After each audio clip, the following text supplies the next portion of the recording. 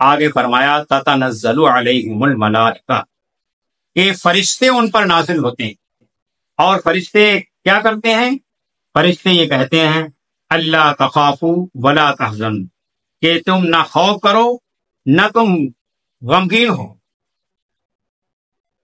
اور خوش ہو جاؤ اس جنت کی بشارت سے جس کا تم سے وعدہ کیا گیا ہے. یعنی فرشتے تو اس جنت کی بشارت اس شخص کو آ کر کے دیتے ہیں. فرشتے بندوں کی ڈھارس بندھاتے ہیں. ویسے تو اللہ تعالیٰ ہی بندے کو ثابت قدم رکھتا ہے، لیکن اللہ تعالیٰ نے قرآن مجید میں فرمایا ہے کہ اللہ تعالیٰ کس طریقے سے فرشتوں کو اس کام پر لگاتا ہے.